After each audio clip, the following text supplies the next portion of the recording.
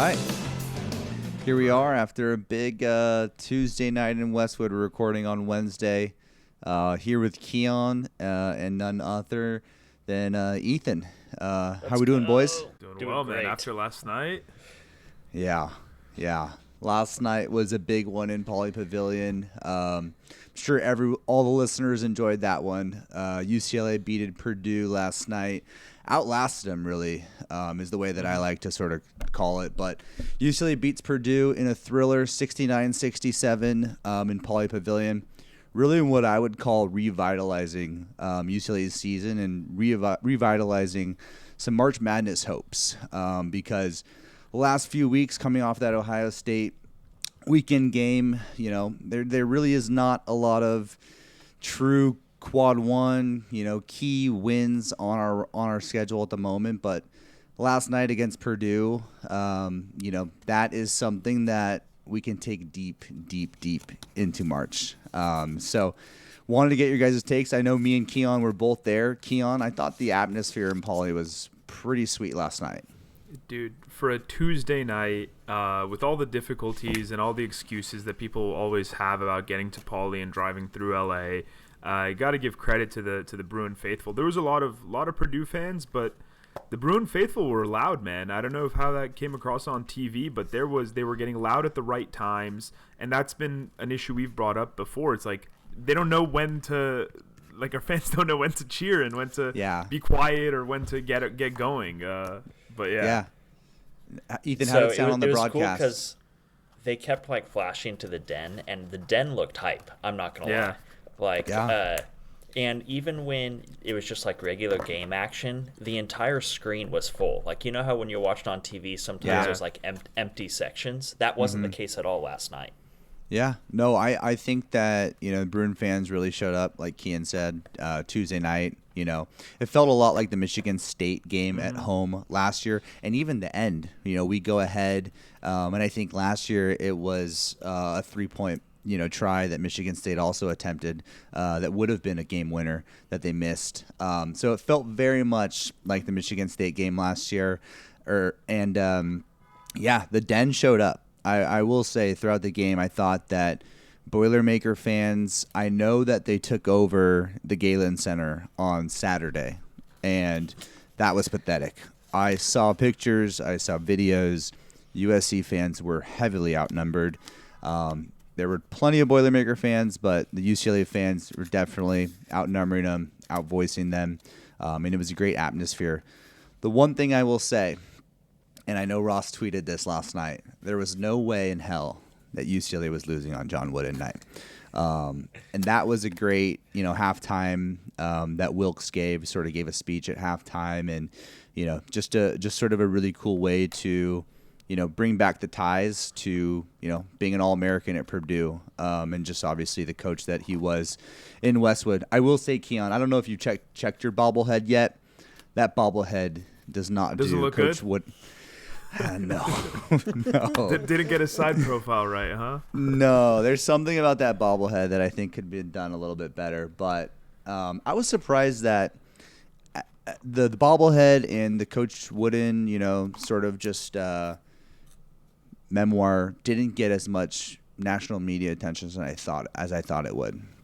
And yeah, I mean, well, it's we're a long ways from that era, unfortunately, and I think we've talked about this before, and that UCLA still hangs his head on those those runs, and as we should, rightfully so. But I just think it's that same narrative has been played out, and every coach will obviously give their kudos and say Coach Wooden's the GOAT, but we need something new coming in quick.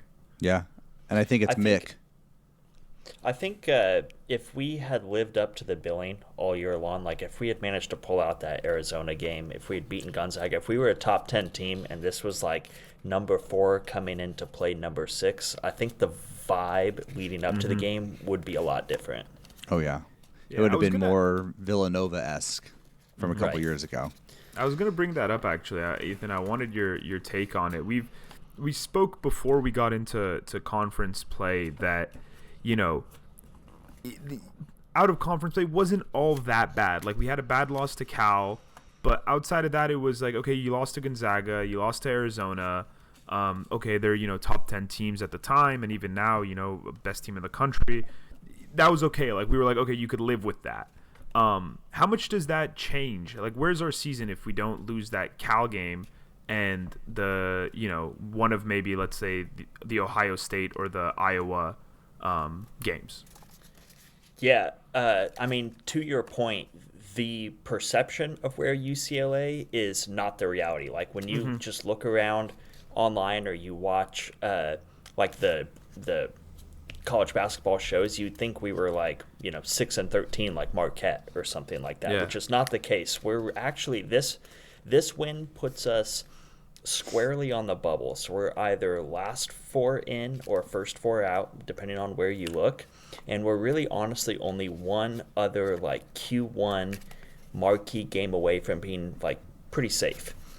We'll get into like the upcoming schedule, but if that Arizona game was a win, that would be a Q1A win in a neutral site, and we'd be so golden at that point. Yeah, we'd be a lock. 100% a lock at that point. I listened to Ion College Basketball. It's a podcast, I think, on the CBS network every once in a while, and I listened to it today. Competitors. Yeah, our competitors, our rivals. CBS. They one of the hosts, I don't know if it was Gary or Matt, was basically saying that UCLA is his most disappointing team of the season up to this point. And his counterpart and his co-host was like, whoa. UCLA he sort of stood up for UCLA, and then they got into the whole Corona and stuff, which we'll get into. But he said UCLA is, 13-6. They just beat Purdue. They've lost to Arizona. They lost to Gonzaga. You take a look at, they lost to Iowa away, they lost to Wisconsin away, and they lost to Ohio State away, which, then he brought up Marquette as well. He's like, I would, much rather be in a position that UCLA is in than, Marquette or some of these other teams. So I think that, and we'll get into, like Ethan said, the run of games coming in here. But if we have this Donovan Dent over the next month, I really, truly think, and I put it out last night, that UCLA can play with any team in the country. I mean, we saw it last night, but my God, that was a performance that we have been begging for, and we have just been asking for this entire year, and it comes out at the most perfect time when we really needed it the most. I think you could make the case, a strong case, that was the best performance by any individual player all season long. There's like a couple others that have been, like the Coapee opening night against Florida was pretty incredible, if you guys remember that. Boozer has had a couple pretty eye-popping performances, but 23-13 efficiently, 3 blocks, a steal. That last, he doesn't get credit for that steal in the final seconds that he tipped away from Braden Smith because Trent Perry was the one who actually picked it up. But that was a play that was made by Dent. Mm-hmm. Yeah. And Cronin said it in his post game. He was he was very active on the defensive floor, and we'll get into just the overall defensive effort. But the entire game, and one thing that I noticed throughout the game, and Keon, I'm sure being there in person, you noticed this too, he was interacting with the crowd, and he was really, really feeding off the energy of the runs. And I think it was that, maybe 7-0 run, I think at one point towards the, maybe it was under the 8-minute mark of the first half when we really sort of started to pick up a little bit of the defensive intensity. I think we went down 27-15 at one point. Yep. And we were down about 12. And then after that, I think Freeney came on, and Ethan, that's when I texted you. I said, hey, we're sort of flipping a switch here. I really liked the effort that Freeney gave. But that is when Donovan Dent sort of really started to feel it, get into the game, and really feed off the crowd. Did you notice that too, Keon? Absolutely. I mean, I was going to bring it up and see kind of like what changed, that we saw, the Dent we saw tonight versus the Dent we've seen kind of only in flashes at times in games past.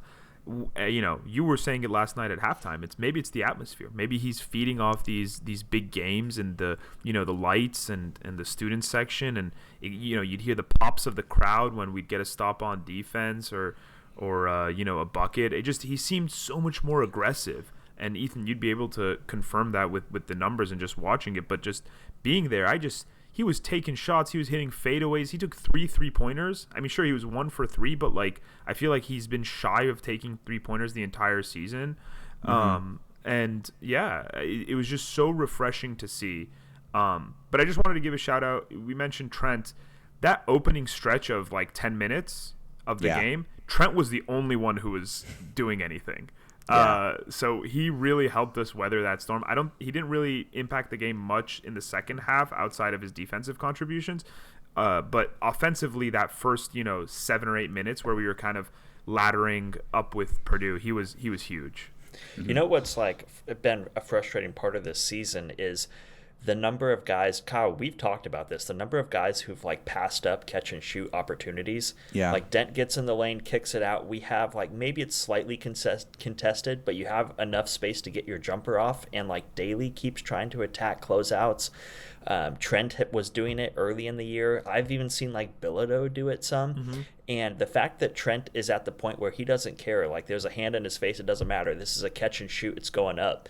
And it's like that is such a good development for him, especially with Sky Clark out. Like people forget that this was a massive win for us, but our best perimeter defender and the leading 3-point shooter in the Big Ten was not on the floor for us, and that's a huge win. Yeah, we've been without Sky Clark for I think about 5 games now. People are forgetting that he's been out for a little while. But yeah, I think there's a corner 3 early on in the first half that comes to mind, which there was a hand in Trent Perry's face, and he just let that thing go, which that tells me that he's got the utmost confidence in his stroke, which I'd say is earned confidence at this point. I mean, he's letting it go, and he's playing with swag. He's letting it go, and he's seeing it go through the net. Last night, to me, I think the biggest thing of Donovan Dent is, I think what last night tells me is that it was between, the ears, that he saw one shot go down. He saw a second shot go down. He's, turning to the crowd and, pumping people up. And then there he goes, So I really hope that's something that, he can just continue to carry. Ethan, I wanted to bring this up to you. One thing that I noticed was I felt that at times earlier on this season when Donovan Dent got hedged, he would try and almost go into the defender. Last night I noticed what he did really well was I felt that he used his speed horizontally very well and then attacked downhill at a point where he knew he could essentially use his speed and get downhill. But it was much more lateral side to side last night. And then he would attack downhill using like just patient, being very patient.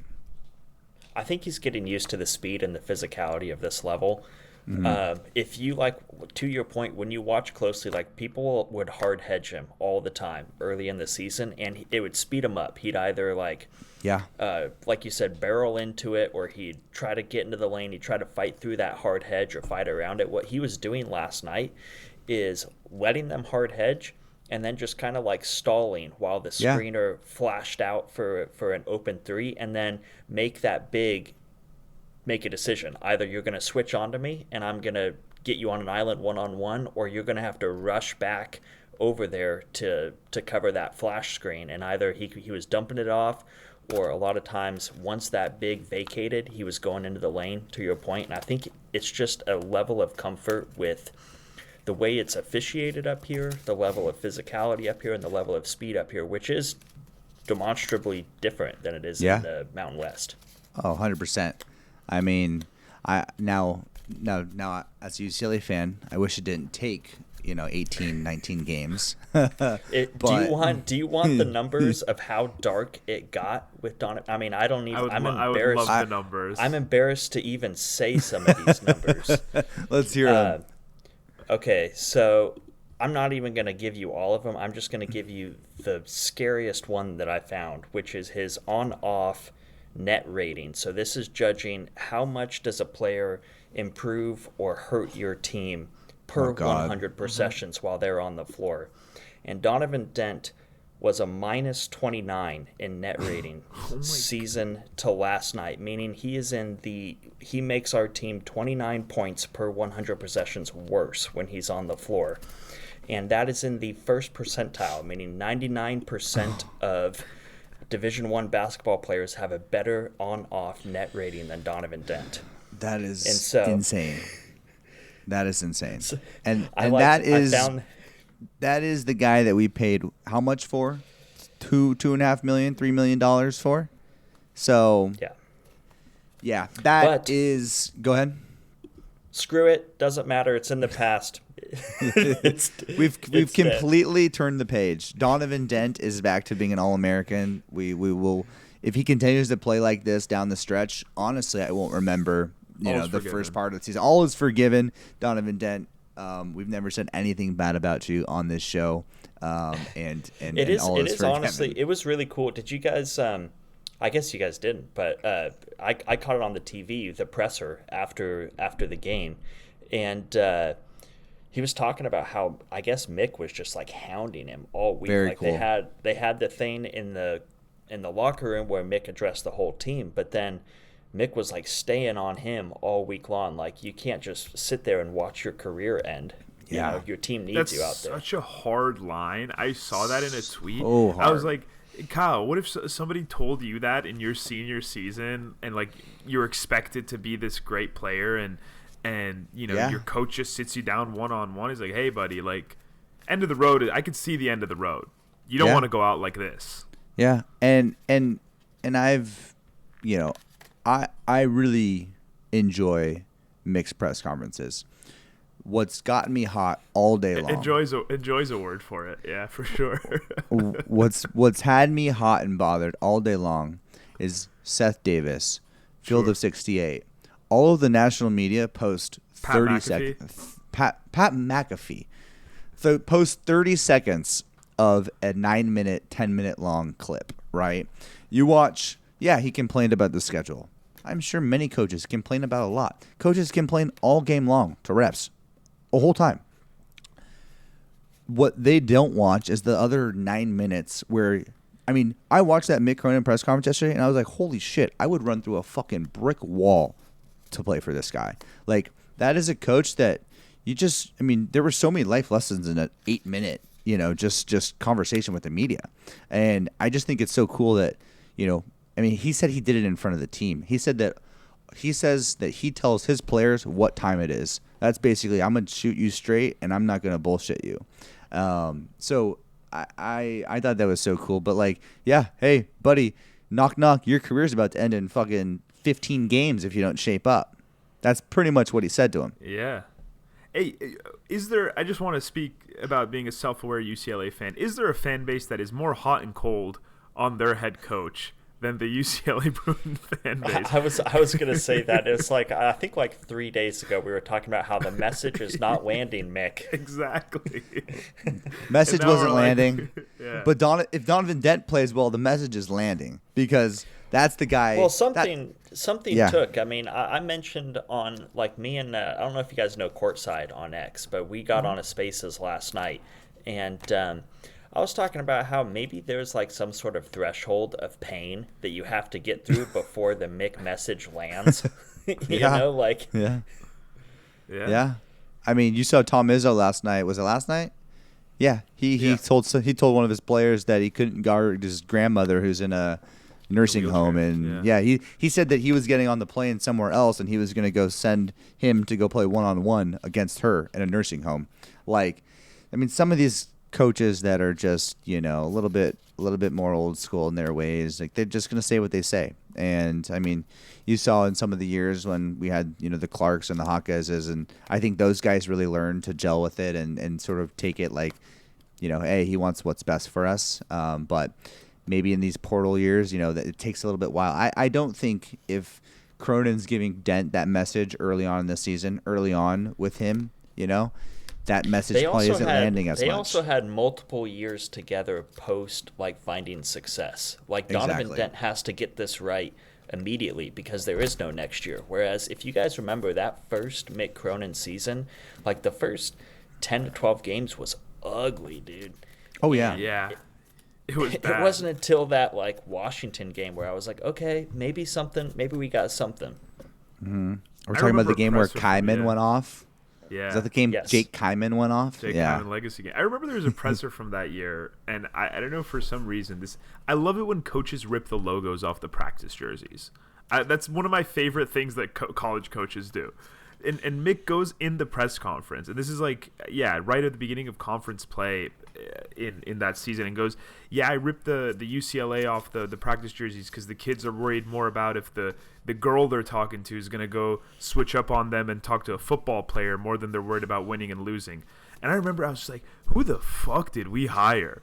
Yeah. Who was this psycho? It was just, I was like, what the fuck? You don't went out and said that. By you don't the way, deserve the man hasn't number. changed in 7 years. Exactly. Nope. And he's totally been right. Like, that was totally what they were worried about at that time. But yeah, it's credit to Mick, I guess, for always being the guy. Point being, like, after they went through that pain and figured out how to work with Mick, they then had 2 extra seasons past that where they could maximize, what they've learned. Yeah. And, I mean, unfortunately, the deeper we get into the portal saga, that's a little bit harder and harder to do because, your team just looks so different every single year. But, yeah, to Ethan's point, Donovan Dent's got to get it right, and he's got to get it right quick. So good thing we saw a step in the right direction. I do want to give just a quick shout-out in last night's game to Book and Eric Daly. I mean, those two guys that have been struggling as of late. I mean, Booker played 2 minutes in, I think, the game versus was either Ohio State or the previous game. And Eric Daly just, last year, I felt like Eric Daly was an automatic bucket last year. And the stroke right now, it hasn't taken that much of a regression. I think he's shooting at like 24% from 3, which I know last year he was at least in the 40s. But that mid-range game really seems to be where he's excelling right now. But to Ethan's point, confidence, just letting it fly. I think Daly will get that stroke back. But shout out to Daly on the boards last night. He really, really helped us on the glass. I think he had 7 of our 24 rebounds last night. So the difference that I see with Eric Daly this year is that when he's not scoring, he's still able to affect the game. Yeah.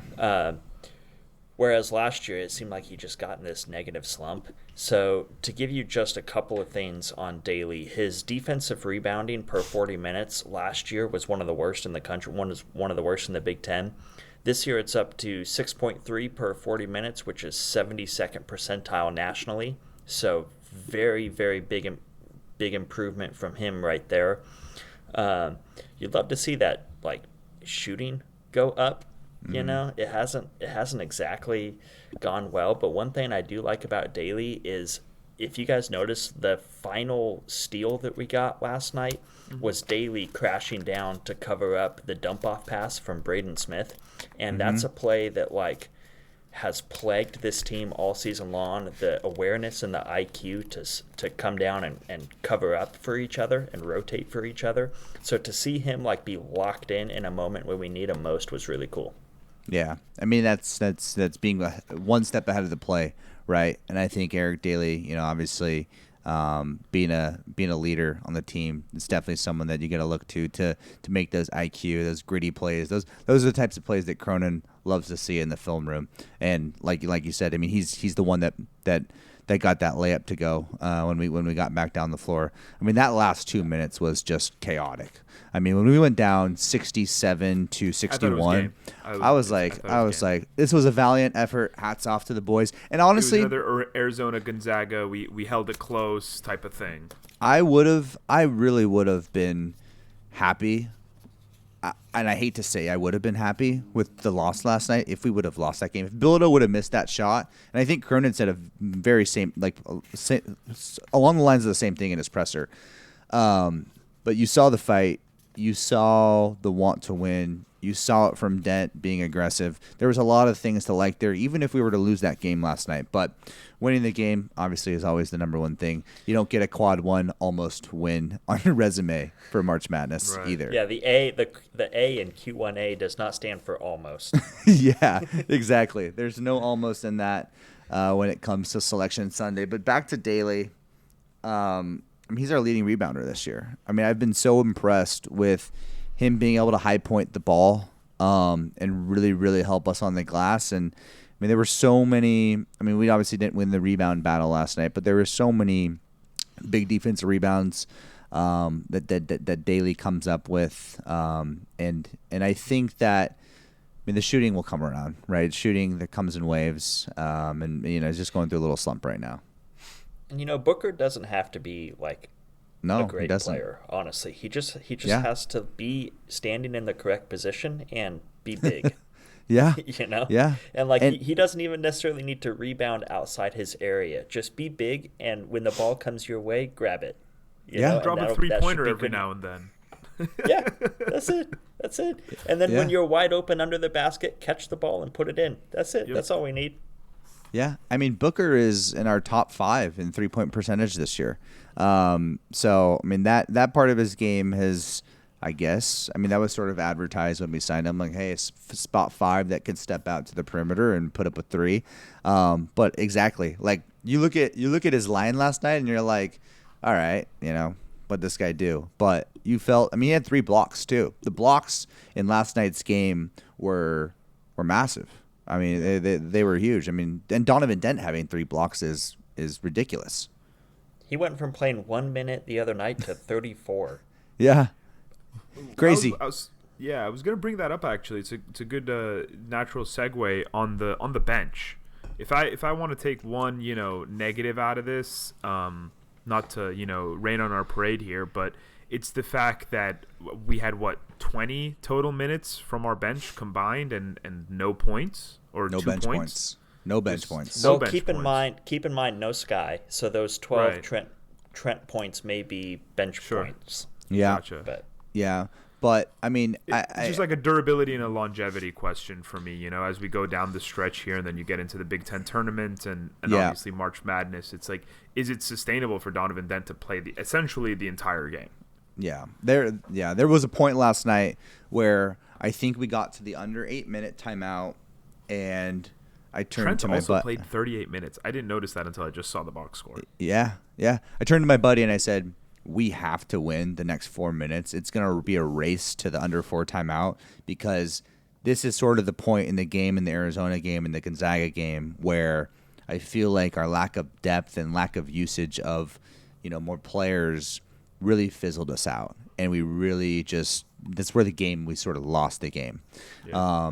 It obviously didn't happen last night, but to Ethan's point, typically if Clark was paying, Trent Perry would be on the bench. Trent Perry is going to be a hell of a 6-man, because I don't see him starting over Clark if Clark comes back. But my gosh, I mean, he has definitely earned himself a starting position. No doubt. I would still like to see a little bit more Jamar Brown than we get, just because he's one of the guys that has no shooting conscience. If he gets the ball in the corner, it's going up. Yeah. And he lets it go. Exactly. And he's a little bit too small probably to be like a good 3-man, which makes it a little complicated, but he fights so hard. He's so scrappy. It kind of makes up for his size a little bit. He does fight, and I love that about him. He's always seems to be crashing boards, right place, right time.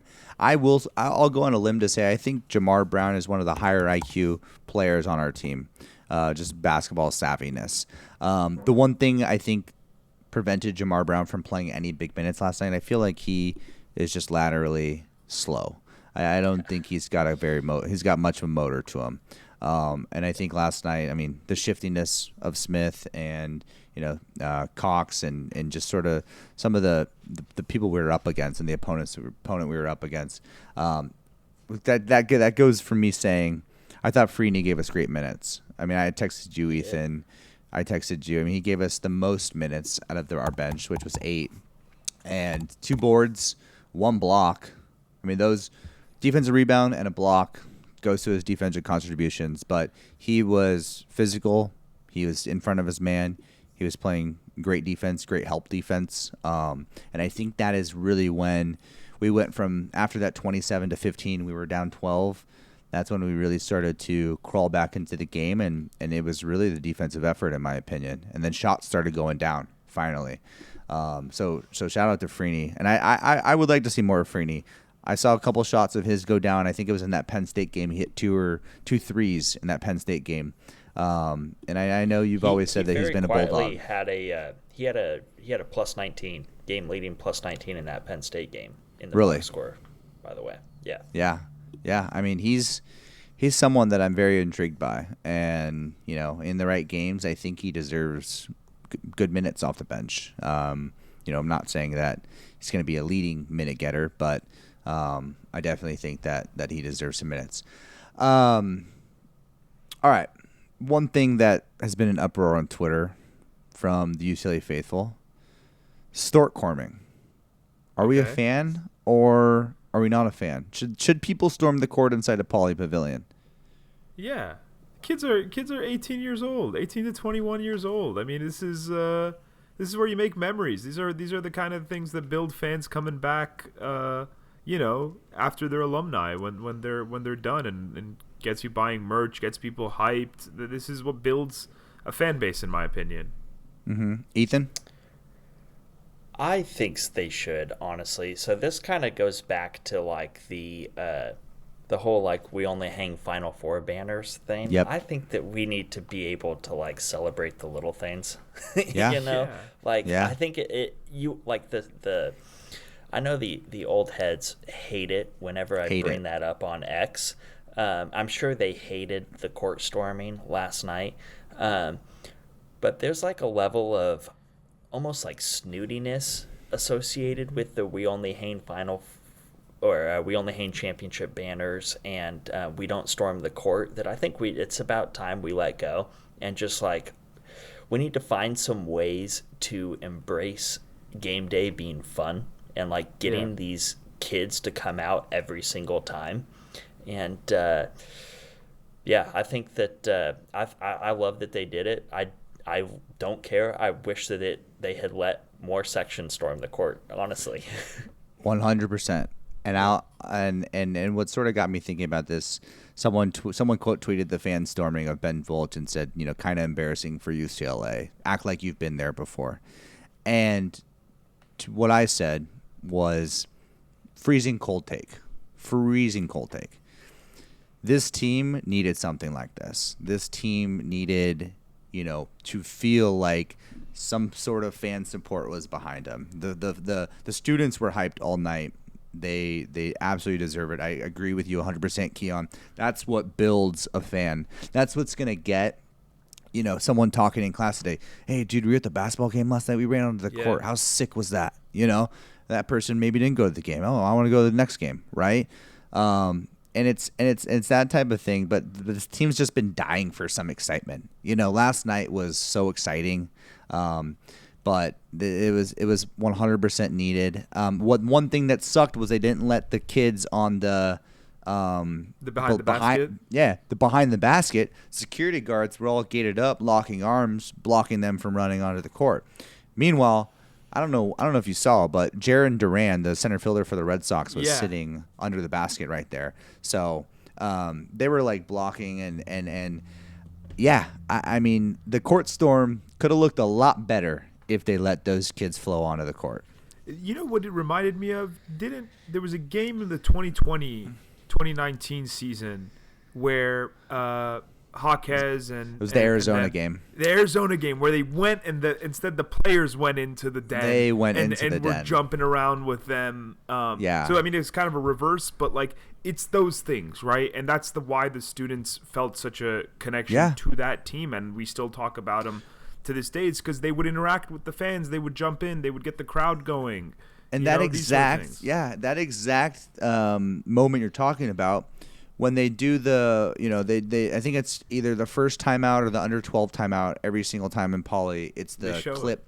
They show it that they put that, evolution of UCLA basketball from, and then one of the things is like from the first four to the final four, and it's Jaquez and Campbell jumping in the den with the students. Like, I mean, that's 100%, and I couldn't agree more. But some of these old heads out there, man, they are just relentless in their ways. Dude. Well, I think there's a fair balance between having high expectations and being able to like celebrate cool things. Yeah. Like the fact that we stormed the court doesn't mean like we're like shocked to win. I don't think that's what it was about. I think it was like, this is a special moment and there's an overflow of joy here. Yeah. Like, let's just have a good time. let there be emotion, right? Let there be emotion. Let there be emotion in supporting the team, and that's what Paulie needs.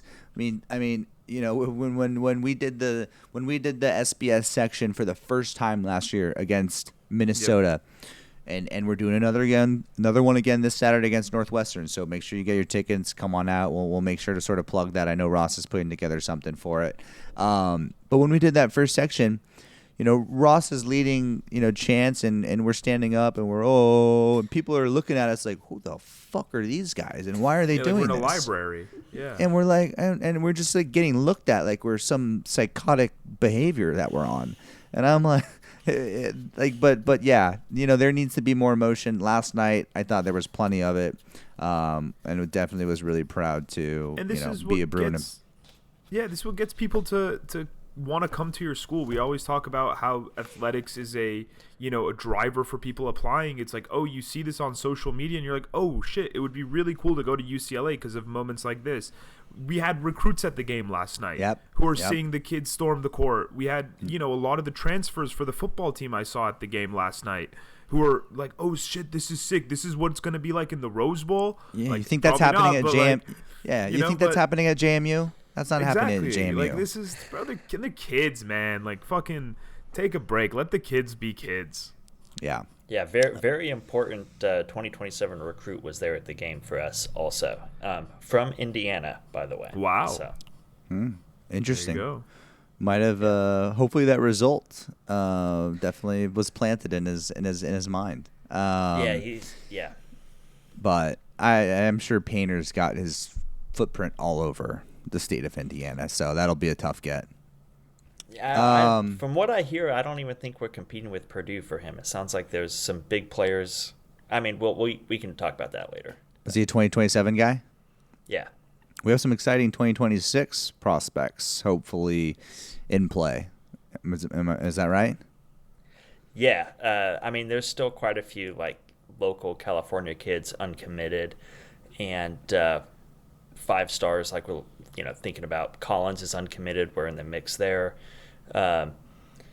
McCoy is uncommitted. It's not sure. I'm not sure how in the mix we are a little bit. Branch is uncommitted. I don't think we really have much of a chance there, but he's uncommitted and he's local, so who knows? That's one thing that I think Cronin's got to at least get one of those guys, right? Like just I know he's been very reliant on the portal, but you get into Mari Bailey and look at what he did down the stretch in that year. You get into Dembona, but you get a guy that's in the top 20, top 25, and those guys can help your team for a year, maybe 2 years if they decide to stick around, and they're ready to play. That honestly that's my major gripe with Cronin. Like, I know the yelling is, off-putting. I don't mind the yelling because he's not yelling at me. Right. Yeah, the personality stuff can be off-putting. The not winning at a high level is like very frustrating. But I would say like the really like alarming thing is that we've had such phenomenal high school basketball players here in the state, and we just have not been able to acquire talent at a high level. Yeah. I mean, I think it's something that Euro trial. I mean, God damn that Euro trial. That was I mean that set us back. I think in a way, and And I think after that season, Mick needed to get some more backing in the terms of NIL and support again from donors and a lot of different people. But I agree. I think it's time that he definitely hits high school. He's got to get some recruits. But, I mean, you think of a 17-year-old, 18-year-old these days, I mean, it's is want to go play for a freaking Bobby Knight that's going to throw a chair at him. And, I mean, Cronin is probably the closest that we got in this sport. I mean, I can't think of many others that, are as fiery as him during a game. So it definitely takes a certain type of kid and a certain type He's of an recruit. acquired taste, you could say. Exactly. Cronin is an acquired taste. But that is why I've acquired that taste long ago, and I'm a loyalist. The loyalist. Let's take a step back. There's no way, I mean, we are 13-6, correct? We are 5-3 in the Big Ten. Last night's win was right? But I think up until this point, I would personally call it, from where we were preseason ranked, somewhat of a disappointment. I totally forgot we were a top 10 team at some point. I mean, we were. That's what they said. They said we were going to be a top 10 team. I told everyone. I told all my buddies, hey, the UCLA is going to be a Elite 8 Final Four bust, right? And look at us now. We are on the bubble, and we are needing some more solid wins to get us into March Madness. But all in all, we love on this show, I'm sure, as you know, Ethan, to play the prediction game. And we love to say that we are going to be 9-2 football team under Deshaun Foster in year 2. And we all saw how that turned out. But you look at UCLA's next 5 opponents. 4 of the next 5 games are in Pauley Pavilion, to a combined record of about 47 and 46. So against teams that are right around 500. I think this is a really important stretch here. These next 5 games, and I know you've mentioned it, Ethan, you can't drop any games outside of Q1 territory. And then you go to Ann Arbor and East Lansing to play 2 of the hottest teams in the Big Ten. So, these next 5 games, I think, what is it? It's Northwestern Saturday, and then we get Oregon, Washington. The one I'm circling is Indiana at home on the 31st. On the next Saturday, the 31st. Mm-hmm. So, interestingly, Indiana plays their arch rival Purdue right before they play us on that Saturday, and Indiana is sitting kind of right on the Q2, Q1 bubble. If Indiana goes 2-0 in their next couple of games, including a win against Purdue, that could turn into a Q1 home game for us. That would be, I mean, and is that a home game for Indiana, or is that at Purdue? I'm pretty sure it's home for Purdue. Indiana plays, it's a road game for Purdue. So Indiana plays that game at home. Oh, I didn't know that. I mean, that definitely changes things. So, yeah, I mean, the more opportunity we can get in that Q1, area, the better. And a lot of the better teams in the Big Ten down the stretch, we do have at home, right? So, harder to get technically that Q1 sort of label having a home game, because what does it got to be? It's got to be a top what? 20? Is it a certain? To play them at home, they got to be net top 30. Net top 30. Q1. Okay. Does Illinois fall into that, or are they just out? Oh yeah. Yeah, they'll be Nebraska. Illinois is currently net number 8, and Nebraska is net number 7. So those are the 2 home Q1 options that we have left. Kyle, you mentioned the predictions game. You and I, on our last one, though, we sat here and we were like, Mick has a patented big game win somewhere in his bag every season. Every season. And we said how it didn't happen against Gonzaga. It didn't happen against Arizona. And you and I, looking at the schedule, we thought we would beat Ohio State. We thought we'd split the Iowa-Wisconsin. So I guess we were wrong on those fronts.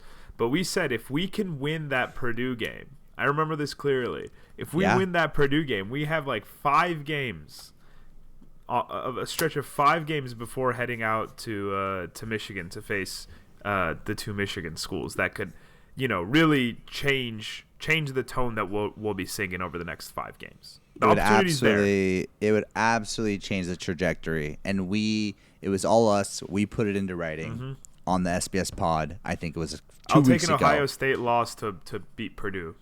100%. That's the truth. We do have to take this one game at a time though. Like Northwestern. No. Ethan. No, we don't do that around here. One game at a time is for the players. Well, okay. I'm booking my tickets to San Antonio or wherever the Final Four is. I was talking to my wife about going on to the pod with you guys again, and I was like, yeah, I don't know how this is gonna go because last time I was on the pod, I told them we were going to the Final Four, and she was like, oh boy, our resident expert. Yeah. Oh no, but I mean, in all honesty, I do think these next 5 games, Ethan's taking it game by game, so Ethan's only focused on Northwestern. But up until the Michigan run, that's going to be a tester. I mean, obviously, Michigan and Michigan State games. I mean, and then Illinois right after it. Illinois at home. The one thing I will say that I absolutely love about the schedule this year, and I know Mick was just griping on the schedule, but as a fan, I mean, you're getting scratch the Purdue game. It was great. You're getting Northwestern on a Saturday. You're getting Indiana at home on a Saturday. You're getting Washington at home on a Saturday. You're getting Illinois at home on a Saturday. And I want to say the Nebraska game is midweek. So Tuesday, you are getting great Saturday games. So as a UCLA fan, these Saturday games, you should have no problem to getting to Westwood for a 5 o'clock start versus Illinois on February 21st. You should have no problem getting this Saturday at 3 p.m., out to Westwood. And I do think hopefully we piggyback off this momentum, not only as a team, but hopefully the fans as well. The students continue to come, and we can definitely make Poly, what it was last night against Purdue. Make Poly loud again. Make Poly loud again. Yes. I don't know. Do the acronym for me. I wasn't an English major. Speaking of this Saturday, Kyle. Yeah, this Saturday we're going to be doing another secret Bruin Society led section. They're going to be sections 109 and 108 behind the basket. Get your tickets for 50% off. We're all going to be sitting together. It's going to be a great time. I'm sure Ross will have something planned either at Rocco's or Barney's in Westwood before the game, probably a couple hours before. So come hang with us. We'll have a few beers, and then we will head over to Poly. And, we're going to be the loudest section in the arena. Whether people look at us like we are some psychopaths or not, we are going to have a great time. And Northwestern hasn't won in the Big Ten. So hopefully we keep it that way. They're winning at halftime right now. Are they beating USC SC? Oh, my God. Let's go. And Arenas is playing. Why do we play USC on a Tuesday night at home? I was just looking at that, Ethan. Yeah, it makes no sense. Weird. I mean, Whatever. Is it an 8 p.m. game? Oh, it's gross. It's an 8 p.m. game as well. The Galen Center game. It's gonna be late for you, Ethan. Ethan. The finale is on a Saturday. Yeah. Who's that? Who do Might we have end to with? take that over. SC. Oh, at SC at the Galen Center. Yeah. You know what? I've I've never been honestly to the never- Galen Center. Neither have I. I'd never gone before either. Yeah. We did. Maybe we'll do an SBS meetup there. We did. Oh God, that would end well. We did a. Going to jail tonight, fellas. Yeah, we did. SBS meetup in the local prison. This is about usually where the episode when we go off script and become It's usually around derailed. at the 45-minute mark. This is usually where the Red Baron comes into play. This is Pac-12 After Dark showing its head. Yeah. No, but really enjoyed this one, fellas. Wish we had Ross on, but big win last night against Purdue. Anything else you guys got? No, looking forward to the rest of the season. Hopefully the fellas can keep up this momentum. Ethan, always a pleasure to have you on, my brother. Yeah, thank you guys so much for Recurring having me. guest. Yeah, Yes. yeah, it's been it's been really fun to follow along. Like last time I was on the show, my family was just talking about like how impressed they were with you guys too. And so I was We're like, just a couple Joes. These guys are professionals. What do you mean? Of course. So it was. I really, really appreciate you guys having me on. It's always a pleasure.